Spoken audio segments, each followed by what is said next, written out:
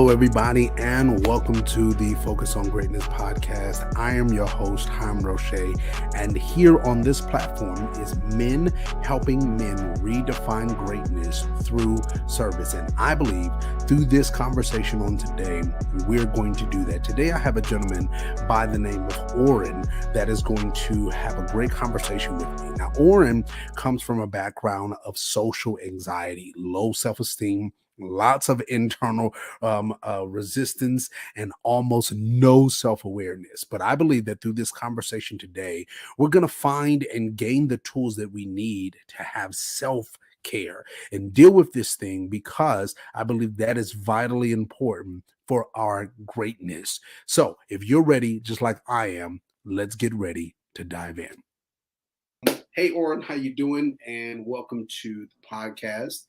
Do me a favor and kind of just tell me a little bit about yourself, what you do, and we'll kind of dive more into our combo. Sounds good, Hiram. Yeah. Thanks for having me here. So Yes. a little bit about myself. I'm in Kamloops, British Columbia in Canada. Hmm. And my wife and I moved here a couple of years ago in the pandemic when we started what I'm doing now, working as a coach and a speaker and a trainer. And specifically what I do is I can help frustrated business owners and entrepreneurs who are stuck in problems and feel frustrated and overwhelmed understand how they create their beliefs and emotions and how they can change them in order to fuel high performance behavior and massively increase their results. And yeah, there's a lot more behind that, but I think we'll get into it. Yeah, well, and now you just I guess we can start with this. How did you get into that field? Like, what made you even step into that type of field work? Yeah, that's a good question. So growing up actually goes all the way back to my beginnings. Okay. Growing up in a small town in northern British Columbia, actually, a small town of farmers and loggers. And, in such a community, you can imagine, there's a lot of manly men, and emotions wasn't really a topic. What you feel, what you think, your opinions Right. wasn't really something that was talked about. And that really ended up being to my detriment personally. I had some difficulties understanding myself, understanding others when I homeschooled until I was in grade 5, and when I went to school, I was a little bit behind in academically, especially in math. And so Okay. that somewhat followed me, these negative feelings. In sports, I was always a bench warmer, so very sporty school. Growing up, everyone was almost expected to play, but I wasn't that good. I was, but I didn't have that coordination. And then also socially, I had some social awkwardness. And so all these things just led to a lot of kind of negativity about who I was, right? I never felt like the world was as bright as I wanted it to be. I had this deep desire for adventure and really for impact, but I never felt like I was always there. And so that followed me for years, and really led to this being a very relevant topic as I pursued and had gone through my own healing journey that's taken a number of years, really understanding emotional intelligence and being able to unpack that, the realm of personal development, and really focusing my energies, and especially neuro-linguistic programming, which is not such a well-known topic, but really I like to say NLP is what made Tony Robbins, right? It's so really being able to dig down into my beliefs and my values, and that really, when I did that, it just made all the difference. And so this is what I like to work with people on, saying, hey, this has been my difficulties in my journey and where I've come. And so therefore, out of that hard and passionate experience, I love to offer that to others. I love that. And I want to see how, in reference to just, it sounds like your upbringing, like you stated, was shaped around a lot of strong men, Mhm. in the statement of being strong physically, like you stated, athletics and all of these different pieces. Um, as you have now developed to be the type of man that you are now and have went through the things that you have went through, how are you able to now help men? What wisdom and insight are you giving to men that might be in the same vein that you were in, to help them kind of get to the place where you are now? Yeah. Yeah. Well, the way that I structure what I do with people is, so first thing we do is we take your self-awareness really seriously, right? Okay. Because everything that you're sensing and everything that you're feeling has important information for you. Hmm. And growing up, what I was taught, as a man, was feelings are, let the woman talk about feelings, right? We're Right. guys, we don't really talk about that. Yeah. But that really does so much damage when we have that Hmm. mindset, because everything that you're feeling actually has a message behind it. It's Hmm. information, right? Hmm. And when I learn to take it seriously, what happens is that increases my knowledge and increases my understanding of the different options that I have, Hmm. and then I can make better choices leading myself, better choices in connecting with others. I like that. And so that would be the first thing we would do Hmm. to really start to take this inner world seriously, and then we'd go into defining your values, because it's when you're clear in values, then you have a real motivation. Hmm. Really, all our motivation comes from values, and when that's clear, a person's motivation really shoots up. Their sense of confidence Hmm. shoots up, and also their sense of fulfillment, that I'm doing what I'm supposed to be doing. I'm really living a life of meaning. So Hmm. values are really important. We look into the uh, the positive message behind negative emotions and Hmm. increasing positive emotions that really help a person show up in the way that they want to. You know what I Hmm. mean? Yeah. Yeah. I like that. I like that. So how does then, just say, for example, you're talking about, how these different two major cores, Hmm. how does those now impact, as a man, impact me now in the home, Right. uh, or in relationships in general, when we're talking about relationships? Right. Right. So everything. Um, I think to answer that, I want to go one step further. Of the Mhm. last thing that we do talk about Okay. is, I also really work with beliefs, with what a Mm. person believes. And Okay. so this is really getting to your question, because we generally don't think about what we believe, right? Mm. We go through life, and Right. you live life, you wake up, you eat your cereal, right? And you go to work and you interact with, coworkers and friends, and you're not thinking, what am I believing here? Yeah. It's the proverbial bottom of the iceberg, right? It's under the Mhm. surface, Mhm. but it's affecting every one of us in every one of your situations, Mm. and in every one of your experiences and relationships. You're believing something. You're believing Mm. something about yourself and the impact that you should be making. You're believing things Mm. about this situation and how it's turning out. For example, what you believe about failure, right? The difference between, do I believe failure is a statement of myself and my own value, or do I believe that failure is, I'm a successful person, and that failure is a learning opportunity on the road to success? Mm. These two different beliefs are going to lead to two totally different outcomes, right? Yeah. Right. Right. And so when a person's living, so for example, when a person believes that they're not a successful person, they can Mhm. try as hard as they want, but the back of their minds, they're going to sabotage their own efforts. This was my experience. Mm. I i would put so much effort into what I was doing, but I didn't really believe that it was going to be successful. So even what I did, if in the back of my mind, I wasn't conscious about this at the time, but I would hold myself back, right? Mm. So that when I would fail, I would then say, see, I told myself so, right? It had to be that little safety net. But because I held myself back, well, then naturally I wasn't successful in the things that I was doing. You know what I mean? It was like a catch Right. 22. Yeah. So how do we figure that out? Like, how do we figure out? Because automatically when you said it, Warren, I thought about, I was like, okay, let me find out, is that my belief system in certain areas? You Mm. know, am I believing, you know, putting my own safety net for my own self in some sense? Am I doing this to my own self? So how do we recognize that context, specifically when we're talking about this portion of our belief system? How do we Mm. recognize that part? Because that hinders us in so many. That can hinder us in our marriages, that can be business, whatever that is. But how do we figure that out?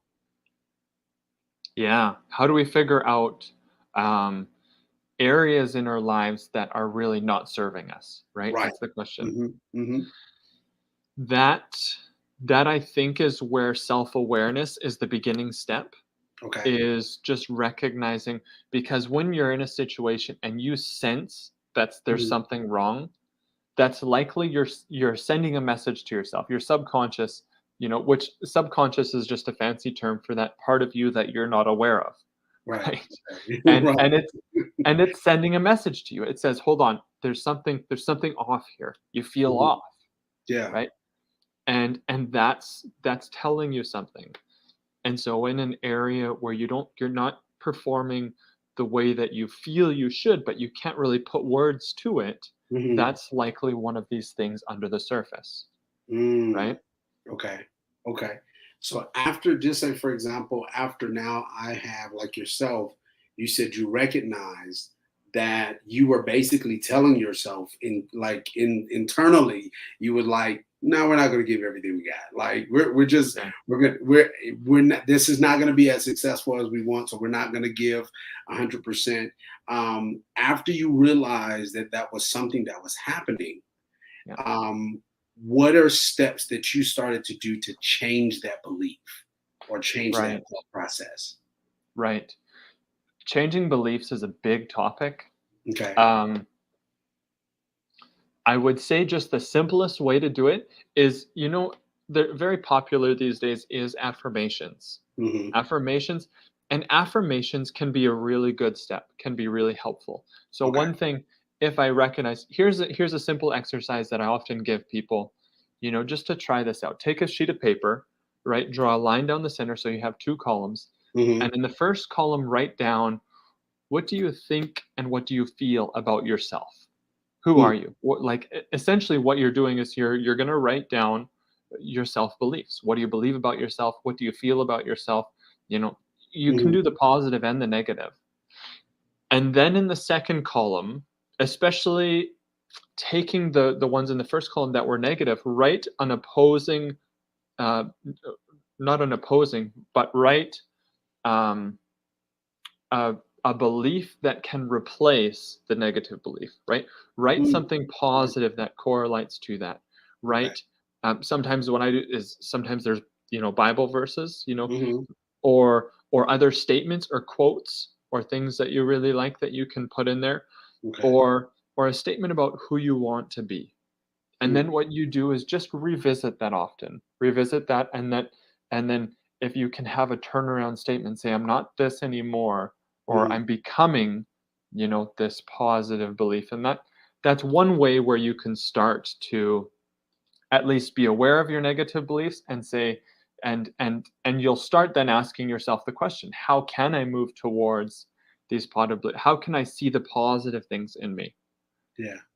Yeah. Now this actions that you have put in place now from your own personal experiences, um, were you at the healing place? I would say it that way. Were you at the other side of this before you got into any relationships, or were you already in a relationship and then was going through the stages? Yeah.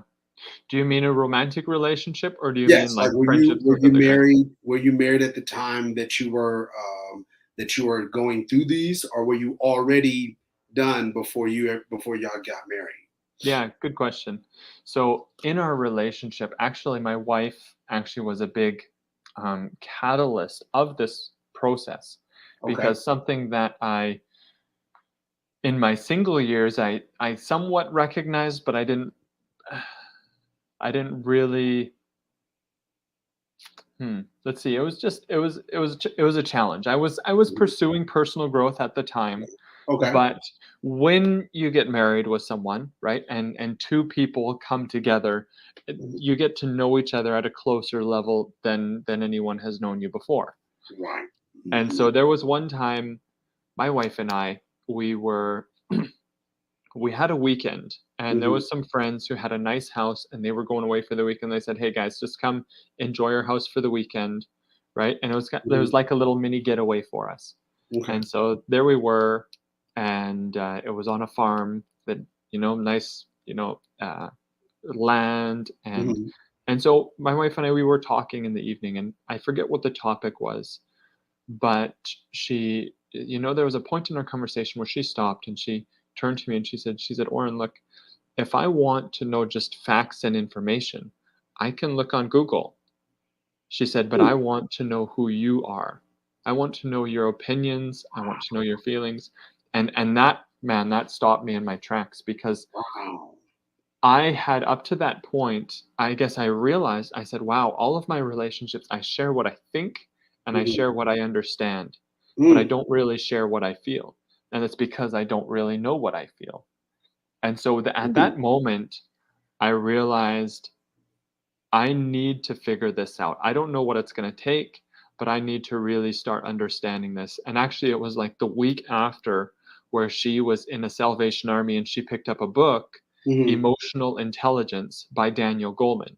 Mhm. And so, for any of you familiar with the field of emotional intelligence, Daniel Goleman was the author who actually made the topic popular. So this was like the classic pioneering book. Right. Right. And so we read through that and just Mm. started to process, then what is Yeah. it going to look like to have emotional intelligence? Now, when you started to go through that process, one, I want to, and you can do this for me, just tell your Sure. wife thank you. Because one, I don't hear that a lot, honestly, where you Mm, have a wife that is really pushing for the emotional side, the feeling side of her husband, mhm, and making it a safe place for you to go on to that journey and be able to find that and go through that, but then be able to live in that on the day to day. And so, mhm, just for my sake, you can just tell your wife I said thank you, because now, because of that experience, now it's so many of the men that are being impacted by what you do. mhm. So I do want to ask, after you went through the process and you started to recognize your emotional intelligence and figured out certain pieces about yourself, how did that shift or change your marriage? Oh, it changed it 100%. um, and one thing that you mentioned is that you just said, and I want to Mhm. speak to that, because I think, not a lot of women do this, but I think a lot of women want to do this. Mm. My wife has she has an extraordinary, Mhm. um, in emotional intelligence. So Okay. she's very able to really sense things that are going on in people, Okay. and so she does that quite well. And so she was able to point that out and to speak that to me. Mhm. Um, Mhm. but you know, oftentimes I find that a person, one of the statements in neurolinguistic, in NLP, is that there are no unresourceful people. There are Mm. only unresourceful states, right? Mm. And that we make the best choices that we can with Mhm. what we have. And so people are out there. Everyone's making the best choices that they can, practically at least, Yeah. um, Yeah. trying to move forward.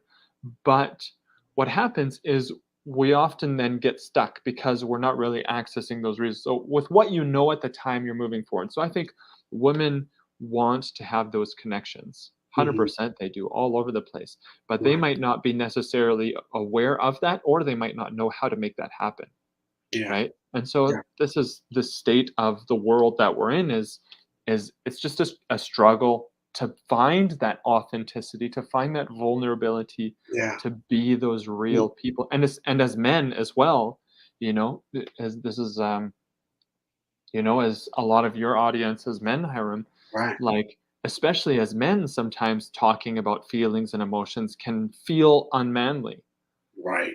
But what Right. I've found is it's not weak, right? Hmm. Now that I'm more emotionally in touch, I'm Hmm. stronger as a man.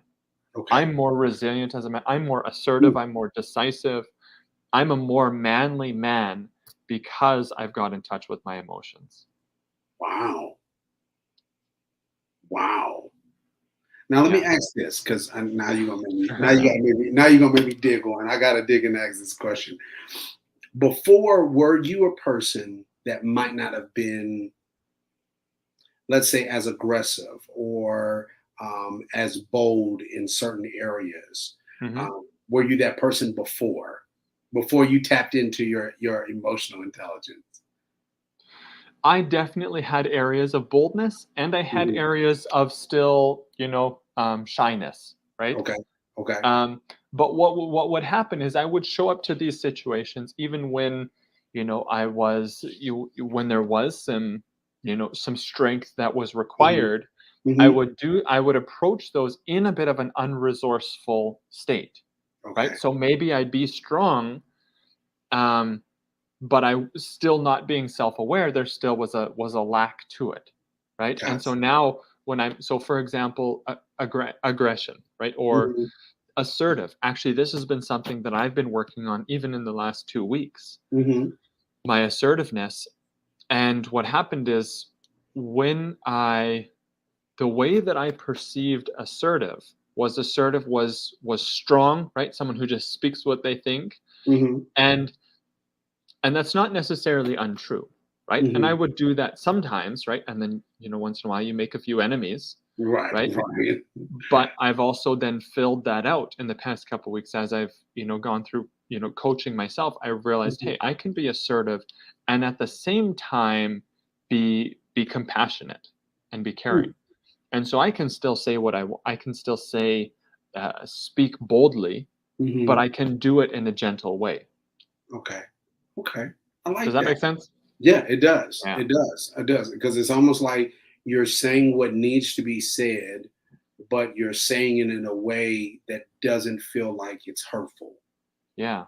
or that I'm coming off trying to be mean to you, type thing. So I like that. I like that because I think one of the reasons why I asked that question is because I think that a lot of the aggressive, quote unquote, aggressive mindset or attitude that we have as men naturally, Mhm. and some of the other aspects that we see in reference to where you see men that are just angry or different things like that. There are certain forms of emotions, but there's other areas internally. It's like those are the emotions that you say because you don't know what else to do. I Exactly. I don't know how to express it any other way. So these are the only options that I feel like I have. Yeah. So I wanted to ask that question because I know that also affects relationships, in so many dynamics, because it's like, no, you got Mm. other emotions inside. You just now have to tap in, find those things, so that it Mhm. can be able to be helpful in your marriage. Go ahead. Exactly. I like the way that you said that. You said that so well. And there's often it's a defensiveness, right? Hmm. That aggression, I only know how to it's a defensiveness because there's a bit of I'm not fully comfortable with myself. And so if Right. you're attacking me, I'm going to respond in aggression. I'm going to keep you at arm's length, right? And so it Yes. takes it takes a real humility, doesn't it, Hmm. to say, okay, it's going to be hard, right? This Yeah. is going to challenge me as a man. This is Right. outside my comfort zone, but I want to explore this because I want to really live well. And you Yeah. know what? So going back to your question about how that's changed my marriage Hmm. is now I'm able to connect really with who I am. I'm able to share my emotions Hmm. and my opinions in a way that actually strengthens our relationship. It strengthens my wife's trust Right. towards me because I can share authentically, who I Yeah. am, Yeah. and so that I can lead better. And see, and that's why That's why I believe that guys like yourself that are helping men, that are being able to kind of shape us and push us in some sense to be able to dive in and take those deep looks, Hmm. and make the adjustments and the rewiring in some sense that we need, is I appreciate you, Hmm. because this is really helping. It helps on a larger scale when now you're able to, as a man, be able to really take advantage of all parts of who you are. Really be able to now tap into another level of who you are as a man, which now it improves, it helps, Hmm. positive effects in all the other relationships that you have. And you know, and most importantly, yes, if you're a husband, it really is helping you. Yeah. You know, as a father, is really doing those things. So I'm grateful for men like yourself, Orrin, Mm. that is taking the time, that you've used the lessons and the things that you've personally had to go through to now pour into men and helping men to be able to have the type of life, emotional life that you're Mhm. having now. Yeah. Thank you very much. Peak performance, right? If Mhm. we can show up in our lives fully engaged, right? Yeah. And be present and show up in the way that we want to, in a way that's appropriate to the situation, but that also really brings life to the Mhm. situation. Yeah. That's the kind of person that I want to be. That's the kind of person that I believe you want to be. Yeah. That's why you're doing this podcast. That's the Yeah. kind of person that the people that I work with also want to be. Yeah. Yeah. I want to do this. I want to ask you a question. I want you to kind of speak to a person for me. I'm Okay. gonna shape this individual, and then I'll allow you to speak to who that person is. Mm, This person is a male that was probably raised in an older home. mm, Just say they were raised by their grandparents, or an older aunt, where in that home is very traditional. I'll use that word, mm, where the man has a specific role of what he does, and this he just goes out, he makes sure he works, he comes home, the food's ready for him, you know, that type of lifestyle. But he's not sharing his thoughts. He's not sharing how he feels. mm, He's just working all day, mm, and he's raised in that type of environment. And any relationship that he has been in, that he's tried to be emotional, he's been shut down. mm. And now he's listening to this podcast and he's hearing what we're talking about, but he's afraid to be able to step out into it. Mm. What would you say to that man? Oh man. Yeah, that's a great question. I would say I first of all that I appreciate you. One of the big journeys, the big parts of my journey was there's three men specifically in my over the years that I would say that really took me seriously. And Mm, those men had a huge impact on my learning journey. They were they were Dan Boone, Eric Ludy, and John Maxwell. mm, And these men, some of them actually were teachers. And John Maxwell, I don't know John Maxwell personally, but the right. way I remember in a podcast Hmm. where he said if I could talk with you, he said I would tell you that I see so much potential in you. And I Wow. remember just listening to this and just being so moved, Yeah. right? Yeah. Hey, here's a person who sees me seriously. And so to this man, what I would say is I take you seriously, Mm, is that I see you are a man of potential. You have been designed for a purpose and to make a difference. And all those thoughts and feelings and who you are, that's important. That's important for you to embrace, to become that person. And so take yourself seriously. What I would encourage him, I would say, if I was to give him practical direction, I would say find some relationships that are safe, where you hmm. can start to talk, where you can start to be real and be vulnerable, and just step by step. start to open up, start to explore that. Yeah. Maybe a leader, maybe a pastor, maybe a friend, Hmm. and find a person who you trust, who you're going to be able to take those steps, and that will hopefully, when the crack opens up, Hmm. and it will just, you will see the good results, right? And when you see that, that's going to give you motivation to keep opening up. Yeah. Yeah.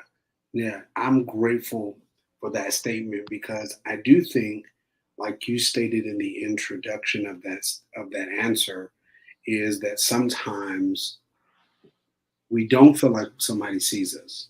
Yeah. We do feel like we're just going about doing all of this, but nobody sees nobody sees the potential that I have. Yeah. And so sometimes it can make you feel like it's what would be the purpose of trying to change? What would be the purpose of trying to be better? What would be the purpose of trying to find out more about who I am internally? Yeah. And so I'm grateful that you, in your encouragement to that man that is listening, um, that is, I believe that is the key. And just like you stated, yes, now you do have the potential. Now connect with some people that will help to allow you to expand and open up and be vulnerable and be who you are. So then you can become the best version of yourself. And Hmm. and so I'm grateful for that, man. I really, really am, Warren. I think that these type of conversations and information are things that I would not only recommend to men. I mean, I understand that my podcast is basically for men, Hmm. but I do also understand that there are women that creep in every now and again to Yeah. take a listen. And I would even say for them, Yeah. like you said earlier, your wife, she is an emotional intelligence person. That's her heartbeat. That's how she is. Mm. But then you also made this statement that there are women that actually do want that. Yeah. They want that from their spouse, or they want that from their, in their relationship. I would charge you, as the woman that might be listening to this conversation, let them know. Hmm. Just because sometimes we can feel like you don't really want that. If I open up based upon, my surroundings, or based upon what history has told me, if I open up, you're going to dog me and make me feel like I'm weak. Hmm. And if I would say, if you want it, if that's what you're wanting from your spouse, wanting from your, in your relationships, have a moment just like your wife did, and just say, hey, look, this is what I want. I Hmm. want you to be more open, and I want you to be more vulnerable. And I'm willing to walk with you through this journey for you to tap into it. And for those that are watching or listening, I just, the end result is Orrin's a good example. Orrin's a great example of that good result. And as you already stated, everything I would probably dare to say, all the relationships that you're in have been able to have a great impact because of your more in tune with your emotional intelligence. Hmm. Yeah, I would agree. Yeah. And also, to those women who are listening, is I think men and women have different strengths and different weaknesses, right? And one thing that, because women generally are more emotional, Hmm. they're more prone to anxiety, but also on the negative, on the other side, sometimes women can try to control their husbands and Hmm. manipulate them. And if you recognize that, just also, it's a journey for men to come to emotional health. It's a journey for women to come to emotional health, Yeah, and yeah, everyone's journey is different. But just open that up, and be be vulnerable, and take a chance. And yeah, I mean, when you're dealing with broken people, as we all have our brokennesses, yeah. it's always a journey. And growth is, I was talking with a client on Friday. I said, man, sometimes growth is 5 steps forward, 3 steps back, Mm, 2 steps forward, 1 step back. It's tough. It's tough. It takes yeah, work. It takes vulnerability. You feel the failure. It hurts, but keep getting up. When you fall down, keep getting up and move forward. and you will find your way there. Yeah. Yeah. No, and that I totally 100% agree with you. Mm, That they will eventually find it. I know for me personally, sometimes it's been difficult. mm, Again, just the journey in and of itself is difficult to be able to be vulnerable, be able to be open in certain areas. Surely, if you've had any history of where in certain places you were hurt or you felt like you had been damaged or whatever in those areas, trying to now get into a place of where you're walking in that fullness of healing or really allowing yourself to be vulnerable. um, I say for me, since it's only me and you talking today, I can say for me, it's been a challenge, but mhm, like you stated, we have to be resilient. We have to keep pushing forward, because at the end of it all, it's a better life on the other side. yeah, yeah. It's worth it. Yeah, it really, really is. It really, really is. So, for all those that are listening, all those that are watching, and you have been impacted or blessed by this conversation, I want you to do me a favor. I want you to go and make sure that you check out Orrin, connect with him. His information is going to be in the description below. I want you to make sure that you connect. And if you are a man, or a man that is saying, "Listen, I want to dive in deeper, but I know I need somebody to help me along the journey. Mm, I want to do it, but I don't know how to do this by myself." I really want you to make sure you connect with him, mm, because I believe that he will help you along the journey to get to your destination, which again is going to help you to impact everybody around you in the way that you were designed to be able to do it. I mhm, understand and realize that, as men, sometimes we can live as broken men, trying to continue to do fatherhood, be a husband, work, and do all of those things. But it's a whole nother level when you're living as a healed you, as a whole mhm. you. You're able to do it in a way that it changes not only their lives, but most importantly, it changes yours. So please connect with him. I know that he'll be able to help you on your journey. And again, sir, thank you so much for taking some time to be able to sit down, have a conversation with me on today. Mhm. Thank you, Hiram. I do have, for those who are somewhat interested, um, a webinar that I run monthly. You can find it at lionheartleadership.ca/webinar. And there I will be going through live a parts integration. And so dealing with some of that inner conflict and overcoming some of those barriers, those fears, those doubts when there's something you want to do, but you then suddenly have this conflict within yourself. Mhm. Come to the webinar and I will add value to you and give a process for really helping work through that. And that's Yes, something I just want to offer for free to those who have gotten value out of this and who think that would be valuable also. yes, sir. I'll say this. I've gotten value out of our conversation. And if you see my name come across your screen, it's because I tapped into your webinar. Because I know for me that I've seen that for me, just Mhm, honestly, where there are times where, um, you know, I do that same process of where I'm doing something, but it's like, you're not really going to be successful at that, or that's not going to really turn out like mhm. whatever. And so I want to personally break that. And so I'll be toning in so I can be able to get the help that I need as well. Sounds good, man. Thank you so much. See, I told y'all, man, this is where we can get our help to help us get to the next place. So again, thank you so much, sir. Thank you for everything that you do, everything that you have allowed yourself to be vulnerable and open to now help other people and other men, so that they can be able to live their best lives. Thank you so much for doing that and serving us the way that you do. Thanks, Hiram. Likewise to you. Yes, sir. So thank you all for listening and watching. And as always, you continue to be great. Thank you all for watching this video. My heart is, and that I don't do this for myself. I make sure that I am doing this for you to bring you the tools that you need so you can walk in your greatness. So continue with me every Monday, 6:30 p.m. Central Standard Time, as well as you can make sure that you listen to me on all podcast platforms. And let's continue to grow this greatness tribe.